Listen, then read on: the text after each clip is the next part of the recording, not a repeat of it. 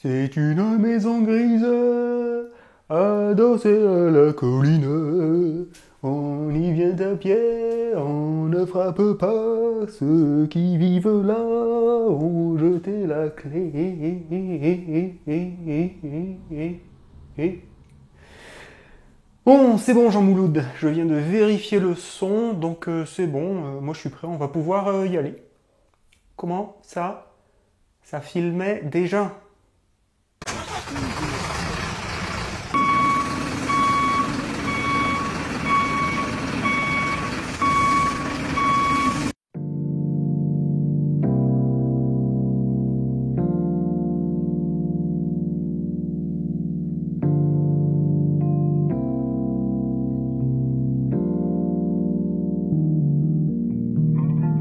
Daru-chan, ou la vie ordinaire de Narumi Maruyama, employé intérimaire.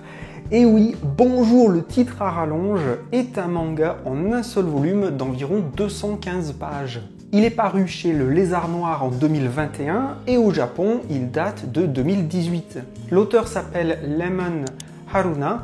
Daru-chan est son premier manga publié en France, mais ce n'est pas le seul manga de l'auteur dans son pays natal. À l'image de sa protagoniste, ce manga cache bien son jeu.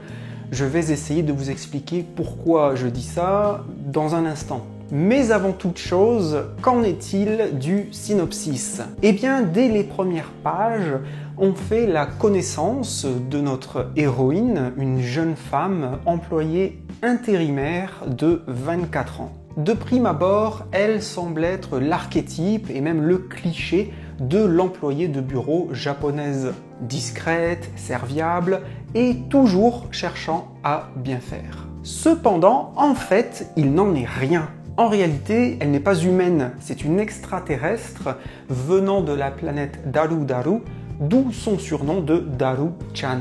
La plupart du temps, elle adopte volontairement une apparence humaine, car elle souhaite s'intégrer à la culture de notre planète et passer inaperçue. Quant à sa véritable apparence, il s'agit d'une espèce de blob rampant et difforme.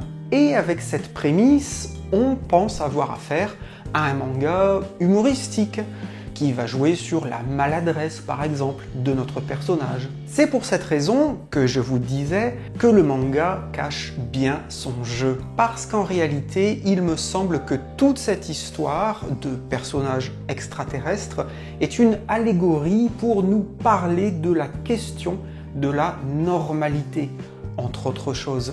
En effet, après quelques gags attendus au début, qui sont bel et bien liés à la nature extraterrestre de l'héroïne, assez rapidement, on va découvrir qu'on a en fait ici une œuvre plus complexe qu'il n'y paraît, et surtout qui nous propose un ton finalement assez sérieux et réfléchi. Ainsi, les thèmes gravitent autour des idées de faux semblants, de trahison, de déception amoureuse, et même de choses encore plus sombres qui ne manqueront pas de parler à beaucoup de lecteurs adultes. Il me semble que la transformation physique de l'héroïne représente quelque chose de moins évident, de moins littéral. Peut-être que c'est en fait la visualisation des états d'âme du personnage, mais l'auteur a choisi de lui donner une explication scénaristique. Autrement dit, là où Inyo Asano donne à son personnage de Bonne Nuit Poun Poun un physique d'oiseau sans faire réagir les autres personnages face à cette apparence, ici, Lemon Haruna s'en sert en plus comme un ressort narratif. Cette idée visuelle intéressante m'amène à parler du dessin en général. Quelle transition, Gaston! La chose qui saute aux yeux, c'est que le manga est intégralement en couleur, ce qui est assez rare, comme vous le savez, dans cet art. Et en plus, ça rime.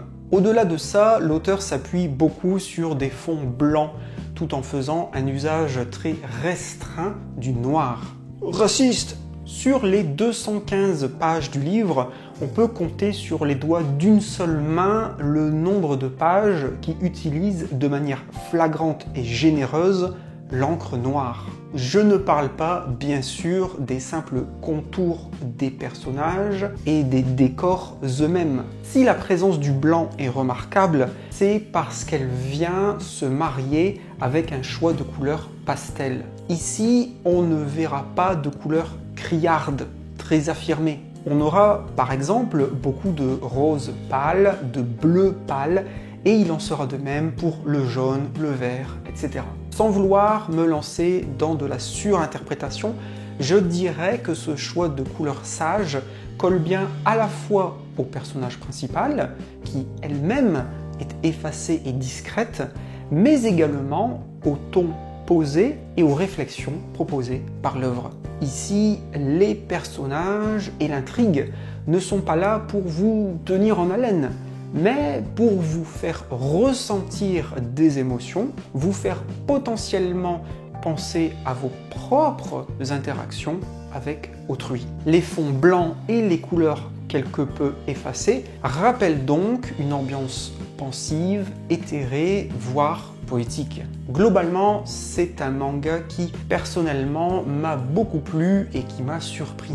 Je connaissais le synopsis avant de démarrer ma lecture et je m'attendais donc à quelque chose qui allait peut-être compter sur la comédie et s'appuyer sur la thématique de l'extraterrestre, alors qu'en réalité ce n'est pas vraiment le cas.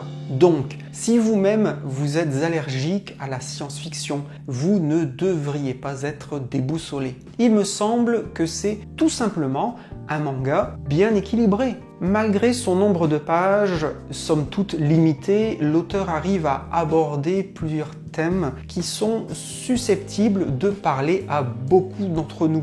Et je pense surtout aux jeunes adultes. Les relations compliquées avec les collègues de bureau, les risques de se lancer dans une relation amoureuse, les choses qu'on est prête à abandonner pour autrui, et au contraire, les choses qu'il faut absolument conserver pour son propre bonheur. Alors certes, du coup, le manga ne révolutionne rien et vous ne tomberez pas de votre chaise pendant la lecture. Mais ça ne l'empêche pas d'être intéressant et divertissant. En quelques mots, je dirais que ce manga est intelligent. Il soulève des thématiques et des questions intéressantes et il est empreint d'une certaine poésie. Chose assez originale, à plusieurs reprises, on saura ce que le personnage principal pense puisque l'auteur lui donne le rôle de narratrice. Il y a donc certains passages qui sortent de la narration traditionnelle